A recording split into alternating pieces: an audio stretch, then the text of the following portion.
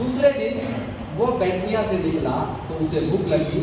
वह दूर से अंजीर का एक हरा पेड़ देख के उसके निकट गया कि क्या जाने उसमें कुछ पाए, पर पत्तों को छोड़ कुछ ना पाया क्योंकि फल का समय ना था। इस पर उसने उससे कहा, अब से कोई तेरा फल कभी ना खाए। उसके द्वारा और उसके चेले सुन रहे थे। ठीक है, बाइबल इस बात को बताती है अंजीर का एक पेड़। इस पेड़ की क्या खासियत थी मालूम? इस पेड़ की 3 खासियत थी। पहली चीज ये हरा पेड़ था, दूसरी चीज ये दूर से दिखता था, और तीसरी चीज ये फल वाला पेड़ था लेकिन इसमें फल नहीं था। ठीक, 3 चीज, हरा पेड़ था, दूर से दिखता था, ये पेड़ फल वाला तो था पर फल नहीं था। ठीक, अब इसमें समझे, बाइबल इस बात को बताती है, जैसे भाई ने कहा आशीषों से भरा हर एक पेड़, हर एक मनुष्य जो है बाइबल कहती है वो आशीषों से भरा हुआ है। हर एक मनुष्य जिसे परमेश्वर ने चुना, इस्तेमाल किया, और परमेश्वर ने इस संसार में हम में से हर एक को रखा है पेड़ के समान। और बाइबल इस बात को बताती है कि हर एक व्यक्ति उसके द्वारा आशीषित है। अगर आप पढ़ेंगे मत्ती रचित सुसमाचार उसके 5 अध्याय और उसके 45 पद में परमेश्वर का वचन कहता है, क्योंकि वो भले और बुरे दोनों पर अपना सूर्य उदय करता है और धर्मी और अधर्मी दोनों के ऊपर अपनी मेह बरसाता है। विलाप गीत की पुस्तक 3 अध्याय उसके 22 पद में कहता है, हम मर मिट नहीं गए क्योंकि ये यहोवा की महाकरुणा का फल है, क्योंकि उसकी दया अमर है। बाइबल इस बात को बताती है हर एक व्यक्ति जो प्रभु यीशु मसीह के नजदीकी में रहता है आशीषों से भरा होता है। ये पेड़ जो है ये परमेश्वर की अनुग्रह और दया से खड़ा है और हरा है। बिना परमेश्वर के साथ रहने के कोई भी व्यक्ति हरा नहीं कर सकता। हरियाली, जीवन में हरियाली आशीषों को दिखाती है। बाइबल इस बात को बताती है, यूहन्ना की पुस्तक 15 अध्याय और उसके 5 पद में लिखता है, मैं दाखलता हूँ, तुम डालियां हो, जो मुझ में बना रहता है और मैं उसमें, वो बहुत फल लाता है, क्योंकि मुझसे अलग होकर के तुम कुछ नहीं करते। ये परमेश्वर का जीवित वचन हमसे कहता है। और बाइबल को अगर आप पढ़ेंगे तो उत्पत्ति की पुस्तक उसके 26 अध्याय उसके 3 पद में परमेश्वर वचन कहता है, तू इस देश में रह और मैं तेरे संग रहूंगा और तुझे आशीष देता रहूंगा। जब तक परमेश्वर आशीष नहीं देगा पेड़ हरा नहीं रहेगा। जब तक परमेश्वर आपको आशीषों में, परमेश्वर की आशीष आपके जीवन में नहीं रहेगी, आप हरे नहीं रहेंगे। हरा तभी होगा जब परमेश्वर की आशीष उसके जीवन में रहेगी। वो मुरझाया हुआ नहीं दिखेगा, वो हरा दिखेगा। यहाँ पर बाइबल इस बात को बताती है, अगर आप पढ़ेंगे, उदाहरण देता हूँ एक दाऊद का उदाहरण। बाइबल इस बात को बताती है, 1 सामुएल की पुस्तक उसके 16 अध्याय और उसके 12 पद में लिखता है, उसके चेहरे से क्या झलकती थी? लाली, क्योंकि वो हरा था, आशीषों में भरा था। उसके जीवन में, उसके चेहरे में क्या झलकती थी? लाली। और इस बात आगे पढ़ेंगे, उसकी आंखें जो थी वो क्या थी? सुंदर। और उसके लिए लिखता है उसका रूप कैसा था? सुडौल। दाऊद के लिए कहता है वो आशीषों से भरा हुआ था, आशीषित था और वो बहुत सुंदर था। क्यों? क्योंकि उसके जीवन में परमेश्वर की आशीष भरी पड़ी थी। अगर आप इस बात को सोचें कि वहां पर अगर आप देखेंगे तो दाऊद ने 17 अध्याय के 26 पद में 1 सामुएल दाऊद ने पूछा शत्रुओं के बारे में। वहां पर अगर आप पढ़ेंगे, कोई निकाल के मेरे लिए पढ़ दे, क्या लिखा हुआ है? 1 सामुएल 17 अध्याय 26 पद। तब दाऊद ने उन पुरुषों से जो उसके आसपास खड़े थे पूछा, हाँ, कि जो उस फलिस्ती को मार के इजरायलियों की नामधराई दूर करेगा, हाँ, उसके लिए क्या किया जाएगा? उसके लिए क्या किया जाएगा? और 17 का 31 भी पढ़ना। जब दाऊद की बातों की चर्चा हुई, हाँ, साउल को सुनाई गई, हाँ, बस सुनना, जो पेड़ हरा होगा, जो आशीषों से भरा होगा, उसकी चर्चा हमेशा होगी। ये बात ध्यान में रखना। जो आशीषित होगा, जो आशीषों से भरा होगा, उसकी चर्चा होगी। दाऊद आशीषों से भरा था, हरा था, छोटा था, लेकिन उसकी चर्चा हुई। वो नजर में आया, किसके? शाऊल के नजर में। ये पेड़ भी वैसा ही है, अंजीर का पेड़ दूर से हरा दिखता है, आंखों में नजर आता है। दाऊद भी हरा पेड़, आंखों में नजर आने वाला पेड़, उस दिन वो शाऊल के क्या है? नजर में आया है। उसके चेहरे से लाली झलकती थी, वो सुडौल था। और बाइबल इस बात को बताती है, अगर आप पढ़ेंगे गिनती की पुस्तक कनान देश के बारे में 13वें अध्याय में अगर आप जाएंगे तो 13वें अध्याय में क्या किया मूसा ने, प्रत्येक गोत्र से एक एक आदमी को निकाला और निकाल के क्या बोला, तुम जाओ उस कनान देश का क्या करके आना, भेद लेकर के आना, देख करके आना कि वो कनान देश कैसा है। क्या हुआ था जगह, अगर आप वहां पर पढ़ेंगे तो वहां पर गिनती की पुस्तक उसके 14वें अध्याय को निकालें, 1, 2 और 3 पद को आप पढ़ें, वहां पर क्या लिखा हुआ है, सारी मंडली चिल्ला उठी, रात भर रोते रहे और सब लोग क्या करने लगे, मूसा और हारून पे चिल्लाने लगे और कहने लगी, भला होता हम मिस्र में मर जाते, तो जाना मुरझाया हुआ, हरा नहीं है, मुरझाए हुए लोग वहां पर। लेकिन 2 ऐसे आदमी थे जिनके जीवन में आशीष थी और वो मुरझाए नहीं थे, वो आशीषित थे लेकिन वो मुरझाए नहीं थे। वहां पर यहोशू और कालेब, अगर 14 अध्याय उसका 6 और 8 पद गिनती का पढ़ेंगे तो वहां हरा पेड़ यहोशू और कालेब थे, जो कहते हैं, क्या कहते हैं, 14 का 6 से 8 पद पढ़ना, क्या लिखता है, हाँ हाँ हाँ, अपना अपना वस्त्र फाड़ कर कहने लगे, हाँ हाँ हाँ, अत्यंत उत्तम देश है। बाइबल इस बात को बताती है, अगर आप हरा पेड़ रहेंगे, आशीषित पेड़ रहेंगे, आप मुरझाए पेड़ रहेंगे और दूर से दिखाई देने वाले रहेंगे। यहोशू और कालेब दूर से दिखाई देने वाले पेड़ थे, आशीषित पेड़ थे। और बाइबल इस बात को बताती है, यीशु मसीह अगर आपके जीवन में है तो आपके जीवन को हमेशा हरा रखेगा।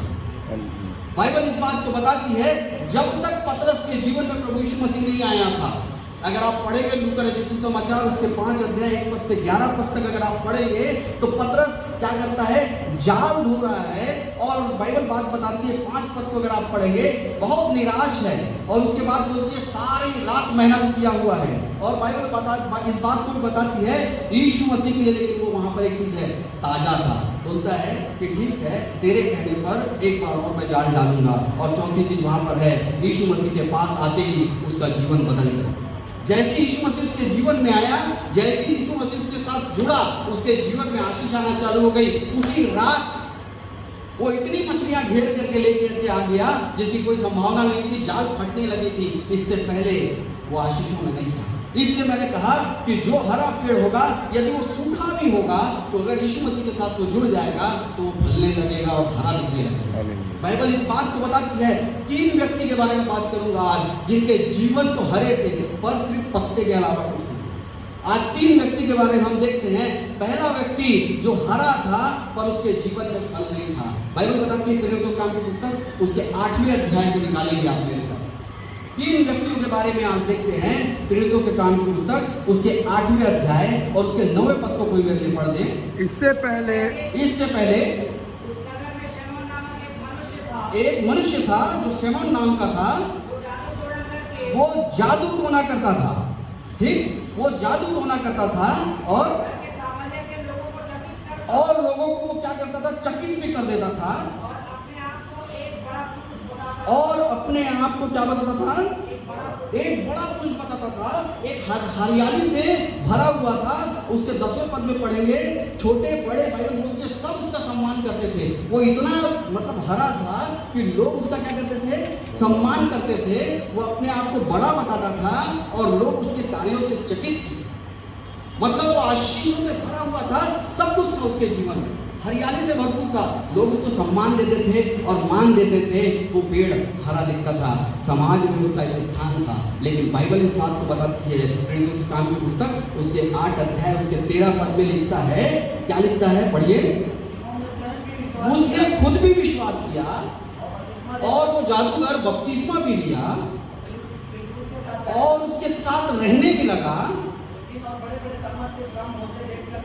और वो चकित होने लगा।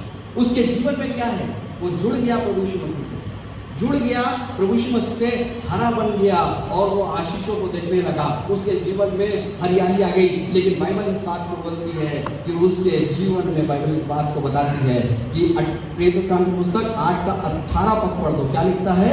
सिमोन ने देखा तब सिमोन ने देखा पेट्रों के हाथ रखने से पवित्र आत्मा दिया जाता है। दिया जाता है, उसके पास रुपया लाकर कहा, उसके पास रुपए ला करके कहा ये अधिकार मुझे भी दो। ये अधिकार मुझे भी दो।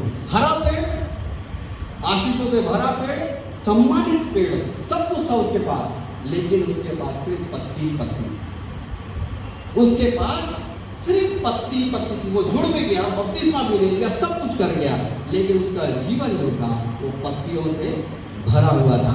बाइबल इस बात को बताती है, प्रेरितों के काम की पुस्तक 8 अध्याय का 21 पद में, तेरा मन, बाइबल बोलती है, सीधा नहीं है। 22 पद में बोलती है कि बुराई से अपने मन को फिरा ले और प्रार्थना कर। 23 पद में उसके लिए बोला जाता है पित्त से कड़वाहट लेकर के चलता था, और 24वें पद में बोलते हैं अधर्म के बंधनों में पड़ा हुआ। वो हरा था, आशीषों से भरा था, सब कुछ था, लेकिन उसके जीवन में क्या था? सिर्फ पत्ते ही पत्ते।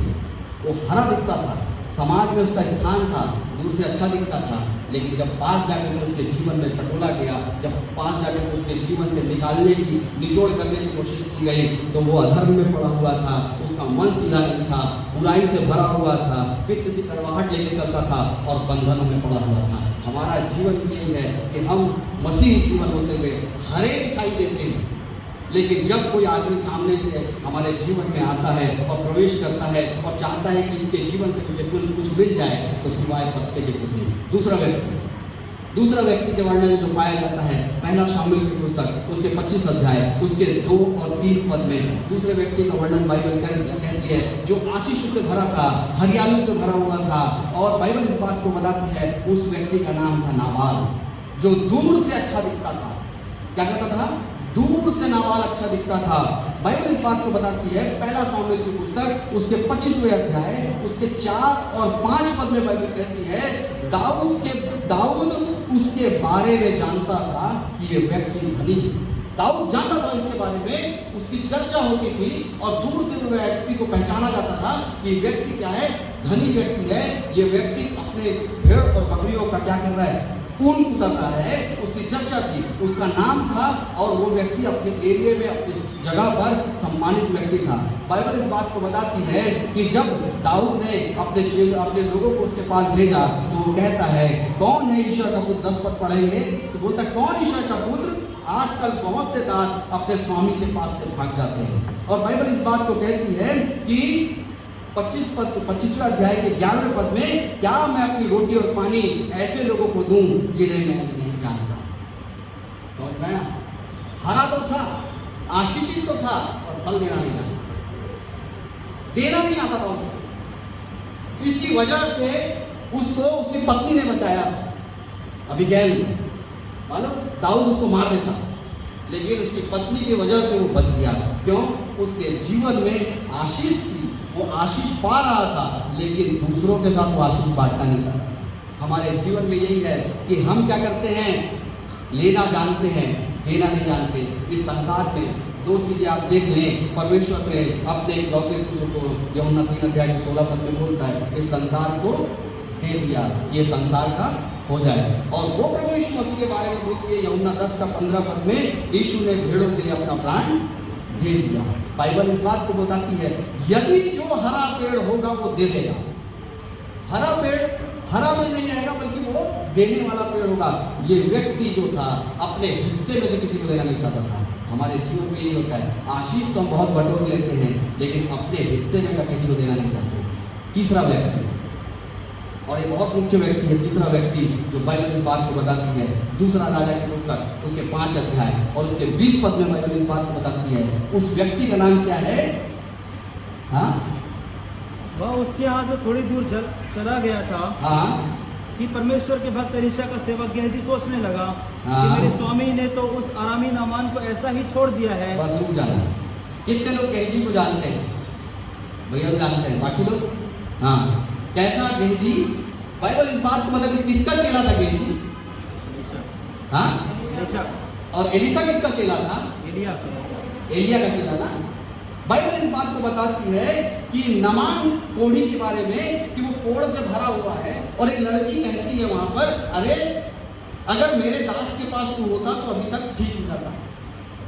तो वो नामान कोढ़ी उठता है और क्या करता है, रुपए पैसे सब इकट्ठा करता है और लेकर के किससे मिलने जाता है, एलीशा से मिलने के लिए जाता है। और बाइबल इस बात को बताती है कि जब वो एलीशा से मिलने के लिए जाता है और एलीशा उसको ठीक कर देता है, तो यहाँ पर एक बात आप ध्यान रखें, ये वो एलीशा है जिसकी हड्डी से मुर्दा जिंदा हो गया। आपको मालूम है, पढ़ा होगा, ये वो एलीशा था जिसकी हड्डी से जब एक व्यक्ति को गाड़ने के लिए लेकर के जा रहे थे, टच हुआ तो उठ गया। आप सोचो, ये वो एलीशा था जिसमें एलिया की दुगनी पावर थी। कितनी दुगनी पावर थी? उसका चादर उसके पास था, एलिया का चादर उसके पास था और डबल सामर्थ लेकर के चलता था। आप सोचो इस गेहजी के बारे में जो एलीशा के साथ में रहा, एलीशा के साथ में रहा, एक हरे पेड़ के समान रहा, चलता रहा। एलीशा एक हरे पेड़ के समान था, उस हरे पेड़ के नीचे में ये रहता रहा, लेकिन हरा नहीं बन पाया। उसने क्या किया, 5 के 5 पद को पढ़ो, हाँ फिर से पढ़ो उसको, 5 के 5। आराम के राजा ने कहा, आराम के राजा ने कहा, तू जा, मैं इजराइल के राजा के पास एक पत्र भेजूंगा। हाँ, तब वह 10 किक्कार चांदी हाँ, और 6000 टुकड़े सोना, हाँ, और 10 जोड़े कपड़े साथ लेकर रवाना हो गया। और रवाना हो गया। वो क्या करने लगा, पैसे लेकर के रवाना हो गया। बाइबल इस बात को हमारे जीवन में बताती है कि हमारे जीवन में क्या है मालूम है, ये गेहजी वाला जीवन है। आशीष हमारे जीवन में आई और हमने उसको क्या किया, हाँ, धन में उसको तौल दिया। वो क्या किया, चाहता तो क्या मांगता मालूम, सामर्थ मांगता। चाहता तो एलीशा से क्या मांगता, अपने सामर्थ का तिगना हिस्सा, चौगुना हिस्सा, 10वां हिस्सा मांग लेता, जैसे एलिया ने मांगा था। लेकिन उसने क्या मांगा, धन मांगा। उसके लास्ट में पढ़ना बोला है, नामान का कोढ़ जीवन में तुझे लगा रहेगा। आज के बाद नामान का कोढ़ तुझे जीवन भर लगा रहेगा। जिस तरह से इस पेड़ को कहा गया, आज के बाद तेरा फल कभी कोई नहीं खाएगा। हमारे जीवन का ये मूल हमारे को सोचना चाहिए कि जीवन अगर खरा दिखता है तो मौके अगर परमेश्वर हमको देता है तो हमारे जीवन में उन मौक़ों का फायदा हम किस प्रकार से उठाते हैं। यहाँ पर आप देखेंगे तो वो वस्त्र मांगा, और ये बाइबल इस बात को पता है, दूसरा राजा की पुस्तक 5 अध्याय उसके 26 पद को पढ़ दें, क्या लिखा हुआ है। उसने उससे कहा, 5 अध्याय दूसरा राजा का 26 पद, हाँ, उसने उससे कहा, जब वह पुरुष इधर मुंह फेर कर तुझसे मिलने को अपने रथ पर से उतरा, हाँ, तब वह पूरा हाल मुझे मालूम था। क्या यह समय चांदी, क्या ये समय, बाइबल इस बात को बोलती है आपसे और मुझसे, क्या ये समय चांदी व वस्त्र व जलपाई और जलपाई व दाख की बारियां, भेड़ बकरियां, गाय बैल और दास दासी लेने का है। और दास दासी लेने का, क्या ये समय है लेने का? आपसे और मुझसे परमेश्वर पूछता है, आज क्या ये समय है हम लोगों के जीवन में कि हम ये सारी चीजों को क्या करें, इकट्ठा करें। हरा पेड़ जीवन का जिस बारे में बताता है कि उसके पास मौका था कि वो परमेश्वर से आज वो सामर्थ ले लेता, वो एलीशा से सामर्थ ले लेता। हमारे जीवन में भी यही है, पैशन वीक चल रहा है? प्रभु यीशु मसीह का जाने का टाइम। क्या आपने प्रभु यीशु मसीह से सामर्थ मांगी कि मुझे अपने सामर्थ का दुगना भाग तू दे दे? हमारे जीवन में ये समय है कि हमको ये दुनिया की चीजें ना मांग करके परमेश्वर से सामर्थ मांगना था कि प्रभु तू हमें जाते जाते क्या कर, एक सामर्थ दे के चले जा कि हम तेरे नाम से लोगों के लिए दुआ करें और लोग ठीक हो जाएं। हम तेरे नाम से लोगों को छुएं और वो ठीक हो जाए। हम तेरे नाम से लोगों को आशीष दें तो वो आशीषित हो जाएं। ये समय मांगने का, लेकिन मांगता क्या है आदमी? धन। हरा पेड़ जो था आशीष में भरा था, लेकिन बाइबल बोलती है नामान कोढ़ी का कोढ़ पूरे जीवन भर उसको लग गया। ये 3 व्यक्ति। दूसरी बात जो बाइबल इस बात को बताती है, फल का समय। 13 पद, मरकुस 11 का 13 पद में लिखता है, क्या लिखता है? 11 अध्याय 13 पद। दूर से अंजीर का एक हरा पेड़ देखकर निकट गया, हाँ, क्या जाने उसने कुछ पाए, हाँ, बच्चों को छोड़ कुछ न पाया। हाँ, 13 फल पद। का समय न था, फल का समय नहीं था। अंजीर का पेड़ कितना माह फलता है? किसी को मालूम है अंजीर का पेड़ कितने माह फलता है? अगर अच्छा पेड़ है तो 10 माह फलता है। अगर अच्छा पेड़ है तो 10 माह फलता है, 2 माह नहीं फलता। ठीक, 2 माह नहीं फलता। अब बाइबल सुनना, बाइबल क्या बोलती है? यीशु मसीह जब आया उसके पास, तो यीशु मसीह की कंडीशन ये है, आपको 12 महीने फलना पड़ेगा। ये उसकी कंडीशन है कि आपको ना चाहते हुए भी 12 महीने फलना पड़ेगा, 2 महीने भी आप छूट नहीं सकते।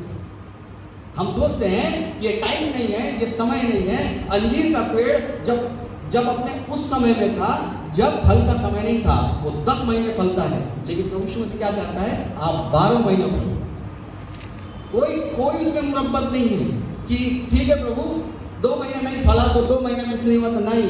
आपको बाइबल इस बात को बताती है, कंडीशन देती है कि 12 महीना आपको फलना पड़ेगा। क्यों मालूम? क्योंकि बाइबल इस बात को बताती है, दूसरा पतरस की पुस्तक उसके 3 अध्याय और उसके 10 पद में परमेश्वर वचन कहता है, प्रभु का दिन चोर की नाई आ जाएगा और पृथ्वी के काम जल जाएंगे। इसलिए आपको 12 महीने फलना पड़ेगा, क्योंकि प्रभु यीशु मसीह जब आएगा तो चोर की नाई आ जाएगा और जितने भी काम हमने किए हैं इस दुनिया में, चाहे वो किसी भी प्रकार के क्यों हो, बाइबल इस बात को बोलते क्या होगा, जल जाएगा। और इस बारे में बाइबल हमसे कहती है कि समय को जानना, समय को परखना, समय को पढ़ना आना चाहिए। उस पेड़ को, उस व्यक्ति को समय पढ़ने नहीं आया। एक ऐसा गोत्र था जो समय पढ़ लेता था। कौन सा गोत्र है? एक गोत्र के बारे में बाइबल कहती है जो समय को पढ़ता था, उस समय को जान जाता था कि समय क्या कहता है, और वो इस कार्यों का गोत्र था। और उसके बारे में लिखा है पहला इतिहास की पुस्तक उसके 12 अध्याय उसके 32 पद को पढ़ो। क्या लिखता है? इस कार्यों का गोत्र पढ़ो, क्या लिखा है? 12 का 32। और इस कार्यों में से जो समय को पहचानते थे, जो समय को पहचानते थे, जो समय को पहचानते थे, और कि इज़राइल को क्या करना उचित है, इज़राइल को क्या करना उचित है। क्या अंजीर का ये पेड़ अगर 10 माह नहीं फला, ये कलीसिया अगर 12 माह नहीं फली, क्या कलीसिया को मालूम है कि कलीसिया को क्या करना है? कलीसिया को पता है कि कलीसिया को 2 माह और बचे हैं, उसको कैसे फलाना है, कैसे उसको फलवंत करना है। ये पेड़ 2 माह नहीं फल रहा है, लेकिन इस पेड़ को 2 माह फलाना है। क्या कलीसिया को मालूम है सिस्टम? वो जो गोत्र वाले थे वो समय को पहचानते थे, उनको मालूम था कि समय कब करवट बदलेगा और कब हमको इस पूरे गोत्र को लेकर के चलना है। और बाइबल इस बात को बताती है कि वो उचित समय पहचानते थे। आपको उचित समय मालूम है कि फल का उचित समय कौन सा है? आज इस बात को आप सोचें, बाइबल इस बात को बताती है कब किस समय उचित क्या करना है, आपको मालूम होना चाहिए। समुपदेशक की पुस्तक में बाइबल कहती है 3 अध्याय के 1 पद में, हर एक बात का एक अवसर और प्रत्येक काम का जो स्वर्ग और आकाश के नीचे होता है एक समय है।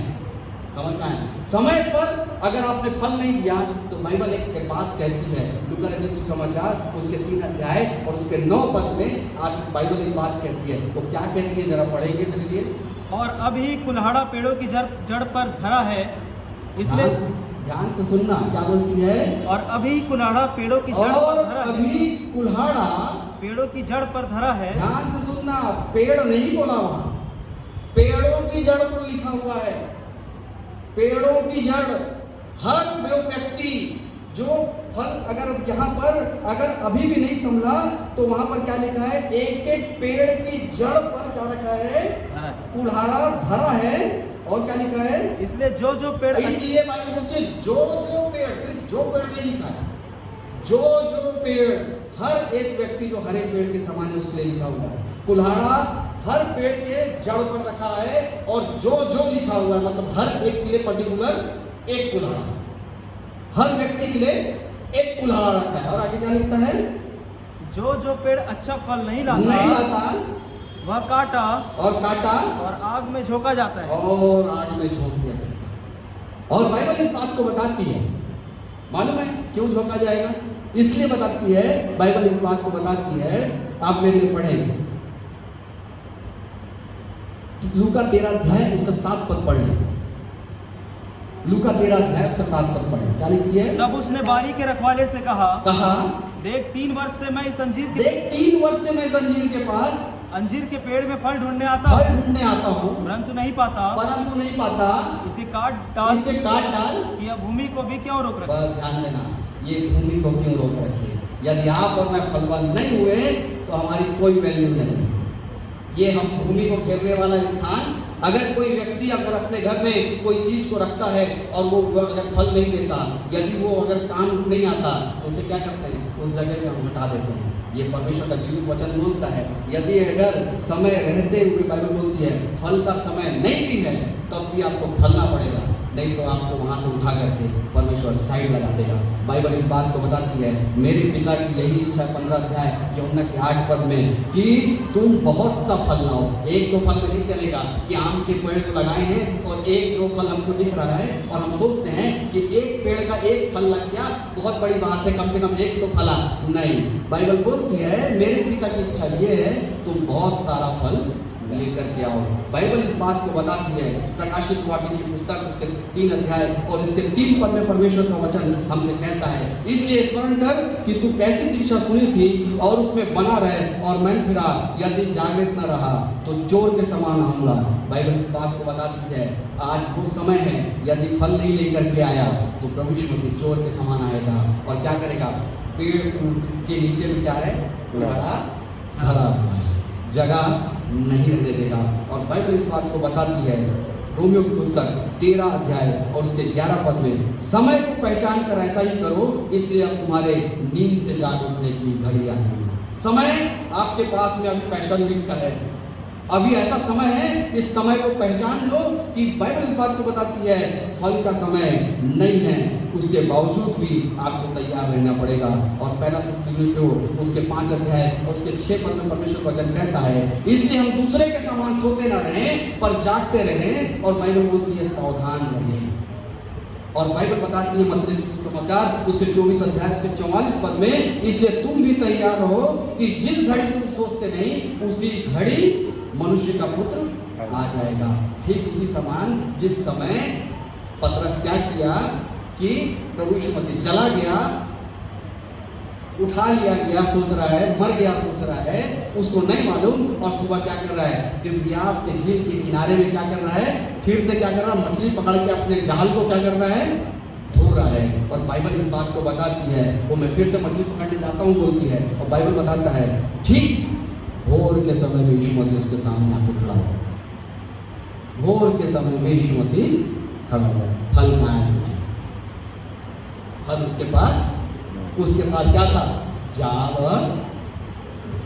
बाइबल इस बात को बताती है कि हमारा प्रभु यीशु मसीह जब आएगा तो हमारे जीवन से वो फल ढूंढेगा, नहीं पाएगा तो हमारे लिए उड़ाना तैयार।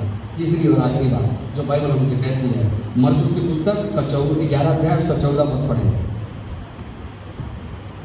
इस पर उसने उससे कहा, अब से कोई तेरा फल कभी न खाए। अब से कभी तेरा फल कोई नहीं खाएगा।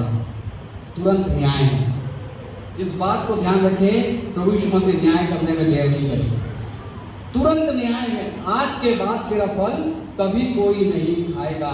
इसलिए होशे की पुस्तक 5 अध्याय उसका 1 पद मेरे लिए निकाल के पढ़ें, मैं खत्म कर दूंगा जल्दी। होशे की पुस्तक 5 अध्याय उसका 1 पद निकाल के मेरे लिए पढ़ें। क्या लिखता है बाइबल, हे याजकों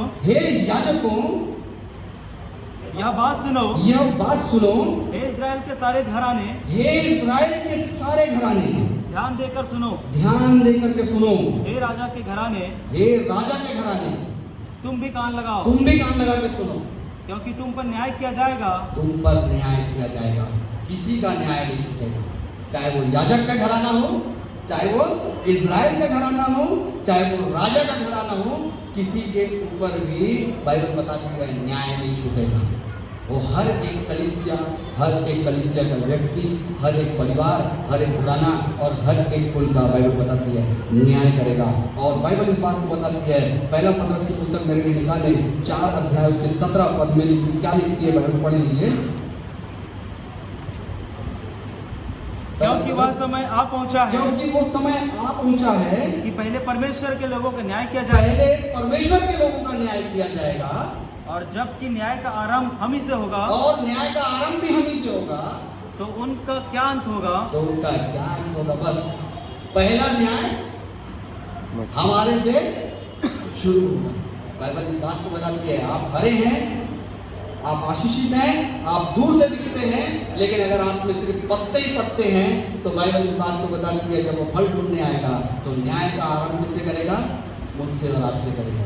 पूछेगा कि न्याय तुम्हारा जो फल है वो कहाँ है, और अगर फल नहीं दे पाएगा तो बाइबल इस बात को बताती है, न्याय का जो आरंभ होगा वो हमारे परिवारों से शुरू होगा, हमारी कलीसिया से शुरू होगा, हमारे लोगों से शुरू होगा। और बाइबल इसलिए बोलती है हमसे, प्रकाशित वाक्य की 14 अध्याय उसके 17 पद को आप मेरे लिए 7 पद को मेरे लिए पढ़ दें। प्रकाशित वाक्य की पुस्तक 14 अध्याय। से कहा, हाँ, परमेश्वर से डरो, परमेश्वर से डरो, महिमा करो, उसकी महिमा करो, न्याय करने का समय उसके न्याय करने का समय है। बाइबल इस बात को बताती है, इस पैशन वीक में यदि आज तक आप परमेश्वर से डरे नहीं तो उससे डरो, और न्याय करने का समय जो परमेश्वर का है वो आ पहुंचा है। इसलिए बाइबल हमसे कहती है कि आज वो समय है कि हम में से हर एक व्यक्ति इस बात को जान जाए कि प्रभु यीशु मसीह ने अपना कीमती लहू हमारे लिए इसलिए बहाया कि हमारे को क्या मिले, एक नया जीवन मिले, हमारे जीवन हरित हो, आशीषों से भरित हो, हमारे जीवन में आशीषों से हम लदित हों, लेकिन उसके साथ में सिर्फ ऐसा ना हो कि जीवन में सिर्फ पत्ते के अलावा कुछ ना मिले। और अगर पत्ते ही पत्ते मिले तो याद रखना कि हम जगह को रोकने वाले हैं और कुछ नहीं। और जब प्रभु यीशु मसीह आएगा तो वो अपने घर में ऐसे लोगों को नहीं रखेगा कि वो सिर्फ जगह रोकते हैं। वो क्या करेगा, काटेगा, क्योंकि हर एक पेड़ के नीचे एक एक कुल्हाड़ा रखा हुआ है, और प्रत्येक पेड़ के नीचे वो कुल्हाड़ा रखा हुआ है। और हमारे जीवन से परमेश्वर वचन हमसे कहता है कि अपने अपने घराने और अपने अपने परिवार को केवल हरा मत बनाओ, बल्कि फल वाला बनाओ। आइए हमारे जीवन को देने वाले महान सचिव पिता परमेश्वर एक बार फिर से हम तेरा धन्यवाद करते हैं। तेरी